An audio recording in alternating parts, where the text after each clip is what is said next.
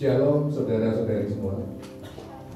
Senang bisa bertemu di sini ya, di kesempatan yang berbeda. Karena di sini kita bertemu untuk menyatakan iman kita, untuk menguatkan di dalam persekutuan kita. Nah, perkenalkan lebih dulu, ini saya, itu kalau biasa dipanggil Pak Is ya. Dan kalau nanti ada yang mau konseling, itu silakan, saya welcome aja. Oke, ini tentang saya tidak akan membahas tentang banyak hal, tapi saya akan membahas yang terkait dengan kerohanian tentu aja. Saya menyelesaikan Master of Theology, ya, jadi untuk lebih mendalami berbagai hal yang pembahasan ini adalah master ketiga saya. Di luar itu aja master untuk mengajar ya, tapi ini suatu yang berkesan. Kenapa? Karena pada waktu wisuda, kalau nanti Anda semua di wisuda tentu aja berdiri ya kan, tapi pada waktu wisuda di STT ini para wisudawan atau wisudawati diminta untuk merebahkan diri ya, suatu pelayanan. Dan senang saya bisa melayani tempat ini. Cerita yang kedua tentang saya mau ceritakan tentang bagaimana kasih Tuhan di dalam kehidupan saya. Salah satunya terkait dengan penyakit yang pernah saya alami ya, yaitu di sekitar usia 30-an ya. Jadi ya agak belum kesana ya kan. Tapi pada waktu usia 30-an, suatu saat saya pagi-pagi gitu buang air kecil ya, pipis, dan sejauh saya ingat, pipis tidak pernah menjadi merah keruh seperti darah. Waktu itu saya pipis ya, dan begitu merah. Tetapi kondisi saya sehat-sehat saja. Cuma saya berpikir, apakah ini karena saya minum suatu minuman karbonasi, ya kan? Kalau minum karbonasi juga air seni nggak akan jadi merah pekat. Lalu saya coba berpikir positif, ya. Nah, malunya saya merasa ada sesuatu yang mencengkeram di bagian kiri bawah saya, ya. Jadi ada sesuatu yang mencengkeram dari dalam. Mungkin Anda pernah merasakan, mungkin pernah ada yang merasakan dicengkeram pacarnya. Ada yang pernah dicengkeram itu? Kalau mungkin, ya kan, nggak ada ya. Tapi saya mau mengatakan itu tidak seberapa, ya kan? Saya merasakan dicengkeram demikian dalam, sakit, sampai saya membuing-buing ya. Wah, ini ada sesuatu apa? Saya sampai tidak bisa tidur waktu itu karena sakitnya itu luar biasa ya. Lalu biasa saya akan menghubungi rumah sakit ya kan. Lalu singkat cerita saya menghubungi rumah sakit dan itu diindikasikan ginjal, tapi lebih bagus dicek ya, rumah sakit meminta mengecek. Dan ini hasilnya ya, hasilnya ini saya membuka hasil itu, dan apa yang bisa dilihat itu, saudara-saudara, darah saya meskipun waktu itu minum air putih yang banyak supaya apa, kalau dicek tidak kelihatan kalau berdarah ya kan? Tapi apa yang tampak, darah tetap terdeteksi. Dan itu ukurannya 150 eritrosit per mikroliter. Itu ukuran yang baru saya tahu terakhir. Harusnya apa? Negatif, ya kan? Tidak boleh ada darah di dalam pipis. Berarti ada perdarahan di situ. Dan di eritrosit saya ada angka 2-4 yang harus naik. Begitu baca ini tentu aja Pak, lemes ya. Jadi begitu saya membuka, saya lemes. Waktu itu saya jalan ya dengan lemas ya. Lalu apa yang terbayang di pikiran saya, dioperasi ya. Pisau, siap-siap pisau bedah masuk di dalam ginjal, Tuhan, saya tidak ingin dioperasi. Ya, itu doa saya. Ya. Lalu beberapa obat tidak bisa menyembuhkan, ya, kalau tidak dilakukan operasi. Lalu pikiran kita ya negatif juga tenggelam, ya kan? Kalau begitu kita kena penyakit negatif, ya, mulai berpikir-pikir, ini mobil saya yang saya cari sendiri, saya kumpulkan sendiri, mau ke siapa ya? Apakah mau saya kasih pacar saya waktu itu? Ya. Lalu tabungan gimana ya? Ya kan? Tapi kemudian saya ingat firman Tuhan. Di sini ada beberapa firman Tuhan mengatakan bahwa kita bisa disembuhkan. Ya. Tuhan memberikan kuasa di dalam namanya. Di dalam ayat disebutkan kalau orang sakit boleh memoles minyak, Alkitabiah ya, jadi dengan minyak olesan dengan nama Tuhan Yesus. Ya. Lalu juga dikatakan mereka akan meletakkan tangannya ke atas orang sakit dan orang itu akan sembuh. Oleh bilu Kristus kamu telah sembuh. Lalu saya praktekkan, saya mulai membangkitkan iman, ya, membaca firman Tuhan. Lalu pagi itu saya mulai mengatakan doa pagi sambil meletakkan tangan saya di dalam nama Tuhan Yesus. Saya telah disembuhkan penyakit batu ginjal keluar. Saya lakukan itu di hari pertama. Apa hasilnya, saudara-saudari? Tidak ada apa-apa. Ya, tidak ada apa-apa. Saya tetap pipis, saya lihat masih ada darah. Hari kedua saya lakukan lagi pagi-pagi. Ya, dalam nama Tuhan Yesus saya telah disembuhkan oleh bilu-bilunya penyakit ginjal keluar.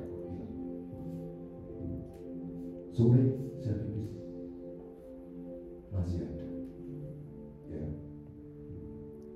Tapi firman Tuhan mengatakan bahwa penyakit tidak membawa kematian, ya. Bahwa kemuliaan Tuhan bisa dinyatakan di situ. Ya.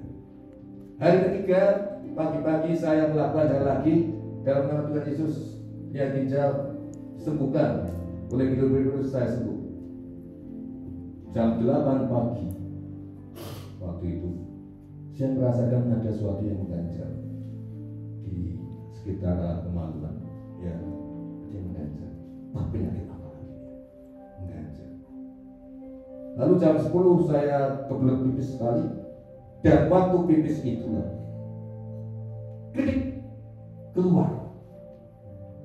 Pada waktu saya pipis keluarlah batu ginjal itu, dan saya pipis dengan lancar seperti anak kecil waktu usia. Anda masih ingat usia 10 tahun itu kalau anak-anak kecil gitu kan. Kalau semakin tua mungkin semakin lambat. Tapi itu saya alami. Puji Tuhan. Saya mengatakan haleluya, saya tidak berikan tepuk tangan bagi Tuhan Yesus. Nah, itu pengalaman hidup yang demikian saya. Oh Tuhan Yesus, ya, kuasa mujizatmu masih ada. Jadi saya benar-benar bersyukur waktu itu, ya, itu sekedar untuk pengenalan tadi, ya. Oke. Dan hasilnya negatif. Jadi hasil juga menunjukkan betul, ya, suatu pengalaman yang sering saya saksikan menjadi kesaksian saya di tempat-tempat pertemuan. Oke, kita akan lanjutkan. Nah, sekarang kita baru ngomongin khotbah, ini sudah sepertiga perjalanan, ya. Oke, khotbah hari ini dari panitia, dari Yesaya 6 sampai 8. Here I am. Ya, ini aku, utuslah aku. Ya. Coba kita baca bersama-sama, nanti yang baris terakhir, ya, saya akan baca yang awal dulu. Lalu aku mendengar suara Tuhan berkata, siapakah yang akan kuutus dan siapakah yang mau pergi untuk aku? 1, 2, 3. Ini aku, utuslah aku. Ya.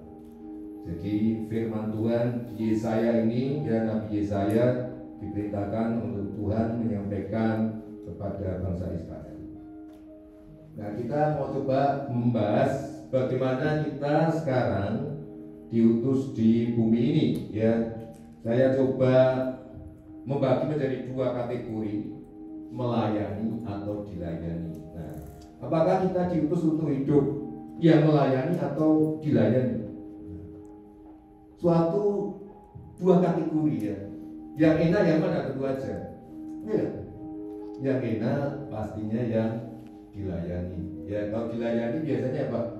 Kita tinggal duduk, kepentingan kita tinggal kita sampaikan, lalu ada yang melayani kita, dan kita lebih cenderung apa? Cenderung bergerak atau mager, ya kan? Kalau dilayani kan malas gerak, ya kan? Nah, yang bawah itu boleh dicek juga, Google deh, buka Google, malas gerak penyakit. Nah, coba. Boleh buka, ya, sambil kita cek malas gerak penyakit, coba boleh pakai Google sebentar. Ketemu malas gerak penyakit, ya kan? Coba ketemu apa? Ketemu di Google aja. Ketemu Pak. Ketemu ya, apa? Obesitas tulisannya. Obesitas, apa lagi? Ada 7 kalau nggak salah. Apa? Obesitas, betul, apa lagi? Yang serem-serem ada juga itu, ya kan? Lututnya jadi kaku, susah bergerak, iya kan? Lalu apa lagi? Gangguan pernapasan, iya kan? Stres, ya, banyak hal, apa? Diabetes, ya, apa? Oh, menakutkan, ternyata Tuhan itu sudah memberikan suatu bantuan ke kita, ya. Kita cek sekarang. Kalau ada maunya sama-sama dilayani jadinya begini, ya kan? Mementingkan diri sendiri. 2 mobil mau masuk tol aja berebutan, ya kan? Akhirnya apa? Saling mepet, saling serempetan, tengkar. Padahal kalau mau melayani sebentar, tunggu dong 2-3 detik, silakan. Enggak? Ya, kita bisa lihat di situ, ya, bagaimana efek kalau sama-sama dilayani. Nah, bagaimana firman Tuhan? Kita di sini tentu aja ingin menyenangkan hati Tuhan. Amin, saudara. Ya kan? Kita cek di dalam firman Tuhan.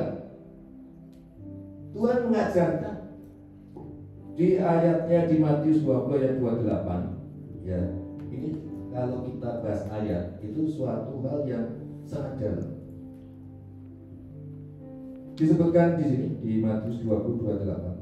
Sama seperti Anak Manusia datang bukan untuk dilayani, melainkan untuk melayani dan untuk memberikan nyawanya menjadi tebusan bagi banyak orang. Di situ ada 3 hal yang pertama. Anak Manusia datang bukan untuk dilayani. Kenapa? Karena sebenarnya Tuhan menjadi manusia itu sebagai Tuhan ternyata harusnya manusia melayani, ya kan? Kalau kita perdalami, tetapi Tuhan mengatakan melainkan untuk melayani. Luar biasa, ya.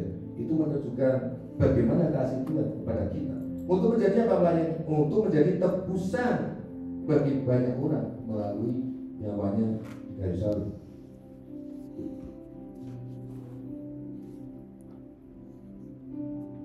Dan layanan penyelamatan Tuhan, nah ini kita bahas sedikit ya terkait Alkitab ya. Sudah dijanjikan pada waktu manusia jatuh dalam dosa. Kalau kita ingat cerita atau firman Tuhan di Kejadian tentang Adam dan Hawa, ya kan? Apa? Kita tahu mereka makan buah yang dilarang, buah pengetahuan yang baik dan benar. Dan di situ mereka jatuh dalam dosa, ya. Tetapi kita lihat di Kejadian 3 ayat 15 dikatakan begini, Aku akan mengadakan permusuhan antara engkau, yaitu singular ya, dan perempuan ini, Hawa, antara keturunanmu dan keturunannya. Keturunannya akan meremukkan kepalamu. Mungkin selama ini kalau Anda membaca Alkitab itu apa sih makna dalamnya? bahwa Tuhan begitu melihat manusia jatuh dalam dosa, tidak kemudian ya sudah, kalau kamu salah sudah selesai. Tapi Tuhan sudah merencanakan begitu manusia jatuh dalam dosa, yaitu penyelamatan. Kapan? Keturunannya Keturunan apa? akan menemukan kepala. Kalau di dalam istilahnya itu disebut proto evangelium, yaitu berita kabar baik pertama disampaikan oleh Tuhan, yaitu tentang karya penyelamatan Tuhan. Dan ini menjadi hal yang panjang. Artinya apa? Keturunan dari Hawa, keturunan dari manusia itu yang akan nanti untuk mengalahkan iblis. Yaitu siapa? Tuhan Yesus. Maka Yesus hadir di sini, hadir di dunia. Kenapa? Untuk pembenaran itu. Ya, mungkin kalau kita melakukan kesalahan itu biasanya tidak ada kesempatan. Ya. Tapi bagaimana Tuhan begitu mengasihi manusia, sehingga manusia pun pas waktu jatuh, Tuhan sudah menetapkan suatu janji keselamatan. Maka kalau tadi lagu Mengenalmu itu sangat relevan, ya kan? Masih ingat syairnya? Karena semua yang baik dalam hidupku itulah karya kau beri kesempatan yang baru. Tuhan memberikan kesempatan yang baru. Ya. Tuhan masih kasih kesempatan. Luar biasa kan? Bisa mendalami. Ya, itu proto evangelium. Ya, jadi bagaimana manusia meskipun jatuh dalam dosa, salah, tapi Tuhan tetap ya memberikan janji.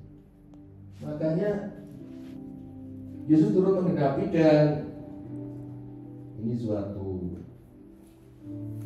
firman Tuhan yang sangat demikian jelas posisi Tuhan.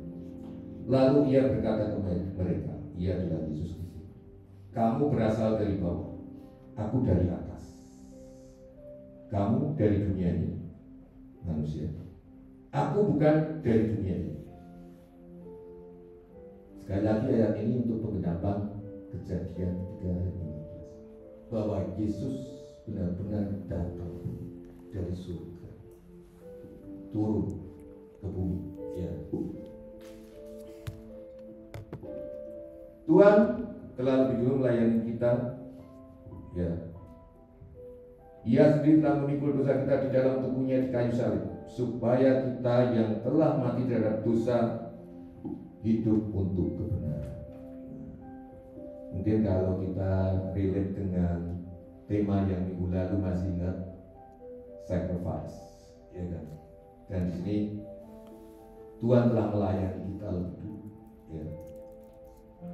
Setelah kita dilayani Tuhan, lalu apa yang bisa kita lakukan? Ya, coba kita melihat. Yang pertama, setelah kita dilayani Tuhan lebih dulu, bereskan diri kita juga. Ya, kalau saya mau gambarkan, bereskan diri tangga diri kita, masing-masing kita. Kita sudah ditebus, tetap harus menjaga kekudusan tersebut. Ya, seperti Nabi Yesaya. Ya, di gambar itu cerita Nabi Yesaya yang mengatakan dia najis bibir, sehingga serafim datang membawa bara dari mezbah untuk menyucikan lebih dulu Nabi Yesaya. Ya.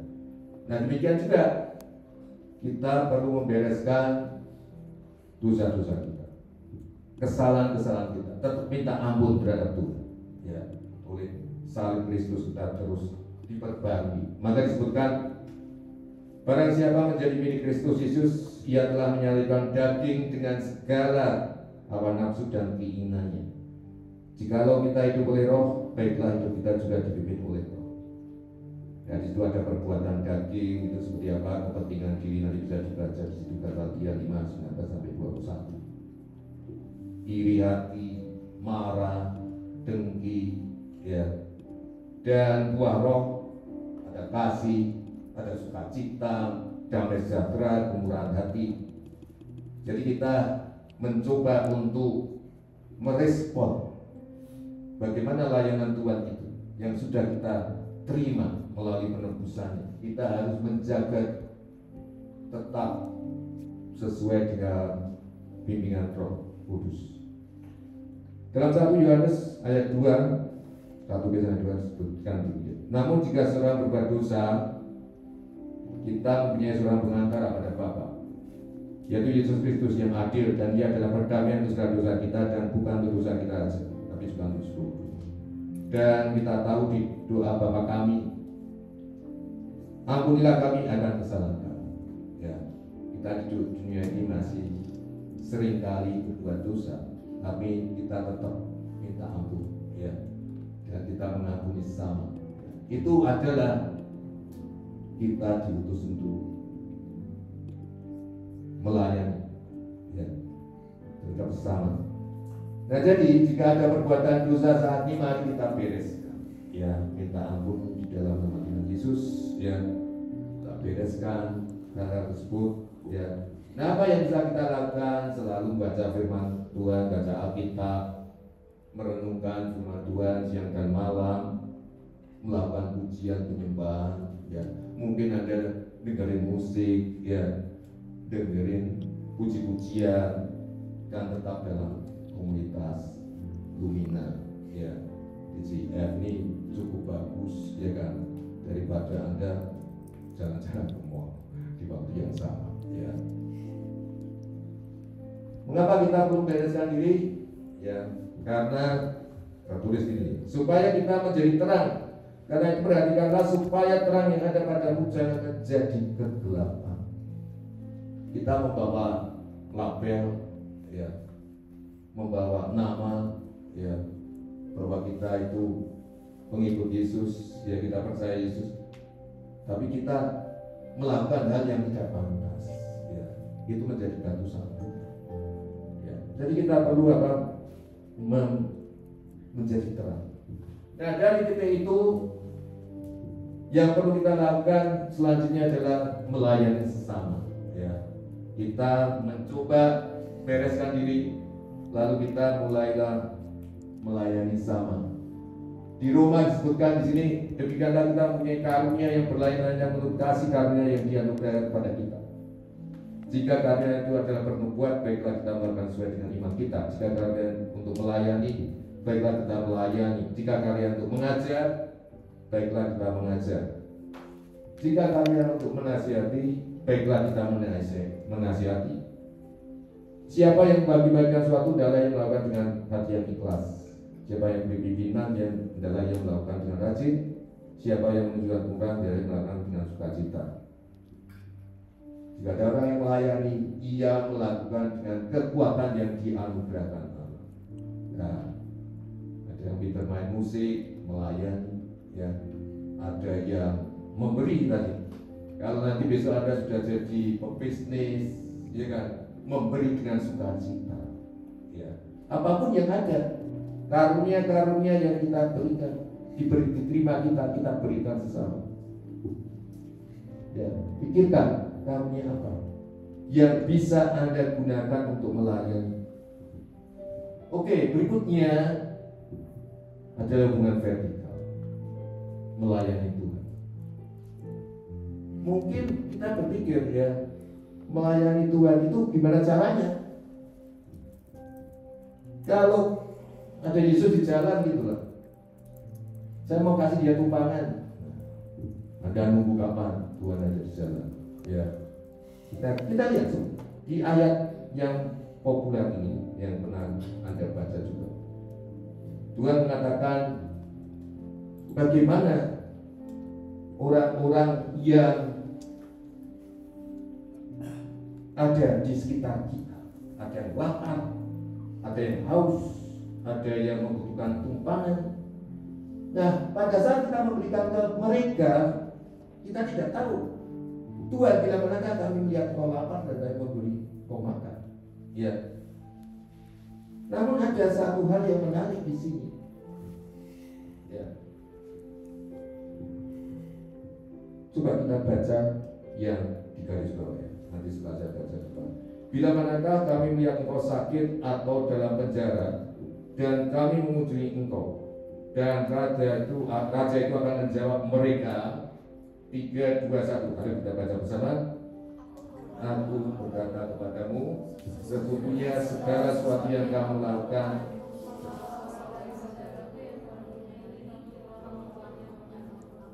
Amin, saudara. Jadi jangan menunggu Yesus tidak punya bagian. Jangan menunggu Yesus di pinggir jalan. Ternyata Tuhan sudah memberikan hikmat di sini, bahwa kalau kita melakukan yang sama, itu sama aja melayani Tuhan. Ya. Nah sekarang bagaimana saya akan mulai melayani? Ya, saudara-saudari semua, ya, lakukan dulu dari orang-orang terdekat. Ya, mungkin kalau nanti pulang ke rumah ketemu orang tuamu, saudaramu, mungkin selama ini kamu biasa dilayani, ya, disiap-siapin orang tua apa-apa mau pengen apa, kamu dari kecil sampai sekarang umur sekitar 20 kamu sudah dilayani. Nanti kamu pulang ke rumah, cobalah kamu melayani dirimu. Nah, paling gampang. Kalau selama ini orang tuamu yang nyiapin kamu apa bla bla bla bla, cobalah sekarang setelah lepas dari ibadah TJF, nanti kamu berubah melayani dirimu sendiri. Itu masih untuk dirimu, jelas. Nah kalau kamu sudah naik step lagi, layanilah orang tuamu. Adik, apa sih yang bisa aku lakukan? Pada waktu saya seumur Anda, ya, saya tinggal dengan orang tua. Itu saya biasa bangun sekitar, saya sudah bangun pagi, setengah 6 pagi itu saya sudah bangun. Sedangkan mama saya itu masih tidur, ya. Jadi bangun sekitar jam 6, ya. Ya, ini masa-masa yang senang, ya. Masa-masa seumur Anda itu ingatlah, Anda masih ada orang tua yang segar, yang dampingin Anda. Cobalah Anda lakukan sekarang. Waktu itu saya lihat mama saya nggak ada, waktu itu di rumah nggak ada pembantu, ya. Ya, ada pembantu keluar, ya, dari nggak usah ada pembantu. Lalu saya pikir gini, mama ini sudah lama banget buatin nasi. Lalu saya tanya, "Ma, boleh nggak besok aku pagi-pagi dulu bangun nggak tahu ngapain, aku yang buat nasi." Nah, lalu saya mulai belajar. Oh, cara buat nasi itu apa? Berasnya dicuci, semua kamu, ya. Lalu dimasukkan. Oke. Nah itu saya lakukan dan saya melihat mama saya senang. Kenapa? Karena pagi tidak perlu apa repot-repot buat nasi. Mama langsung belanja ke pasar, waktu pasar tradisional. Ya. Nah itu saya senang. Lalu saya pikirkan lagi, apa lagi yang bisa saya lakukan? Ya, nah itu. Jadi lakukan tahap demi tahap sesuai situ. Nah, mungkin kita bertanya, kalau kita melayaninya dapat apa dong? Ya kan? Apalagi melayani orang, mungkin dah melayani keluarga, kau melayani orang lain. Wow, jadi Tuhan untuk mereka yang melayani. Yohanes 12 ayat 2. Ya, nanti kita baca yang di garis bawahnya. Barang siapa melayani aku, ia harus menurut aku, dan di mana aku berada, di situ pun pelayanku akan berada. Barang siapa melayani aku, apa? Ia akan dihormati Bapa. Luar biasa. Ini siapa yang tidak dihormati oleh Tuhan kita? Dan di 2 Korintus disebutkan, camkanlah ini, orang yang menabur sedikit akan menuai sedikit juga, dan orang yang menuai banyak akan menuai banyak. Dan Tuhan Yesus sudah memberikan contoh. Jadi jikalau aku membasuh kakimu, aku yang adalah Tuhan dan Guru. Tuhan sudah menyatakan dirinya. Maka kamu pun wajib saling membasuh kakimu, sebab aku telah memberikan suatu teladan kepada kamu, supaya kamu juga berbuat sama seperti yang telah ku berbuat kepadamu. Luar biasa. Tuhan pencipta bumi, pencipta segalanya, mau membasuh kaki itu menunjukkan pelayanannya. Kalau saya di kelas ada mahasiswa satu pulpennya, saya ambil aja mahasiswanya, Bapak Jackson. Itu nggak seberapa, ya kan? Luar biasa isi mau untuk melayani. Dan tadi sudah disebutkan, kita baca yang garis bawah 1, 2, 3. Aku telah memberikan suatu teladan kepada kamu. Oke, apa yang ingin kita pelajari di sini? Kesimpulan, Tuhan telah melayani kita lebih dulu dengan penebusan di salib. Ya, kalau kita pakai salib, ya jangan lupa pada pakai salib. Ya, ingat, itu berarti kasih Tuhan. Tuhan telah menunjukkan penyelamatan di salib. Lalu apa yang harus kita lakukan? Bereskan dirimu, melayani selama, dan itu berarti engkau telah melayani Tuhan Yesus. Amin, saudara. Baik, ya. Tuhan Yesus, terima kasih atas firman-firman-Mu. Ya, kami diingatkan kembali untuk lebih banyak melayani. Ampuni kami Tuhan, jika kami selama ini suka dilayani, lebih banyak meminta orang, lebih banyak mementingkan diri sendiri. Selepas dari ibadah DJIF ini, kami akan melayani karena Engkau sudah memberikan teladan dan Engkau sudah menyampaikan bahwa orang yang melayani akan diberikan lebih banyak, ya, akan dihormati oleh Tuhan. Puji syukur atas firman-Mu Tuhan, dan kami akan lebih membuat Engkau semakin senang. Puji syukur Tuhan Yesus, mari kita katakan amin.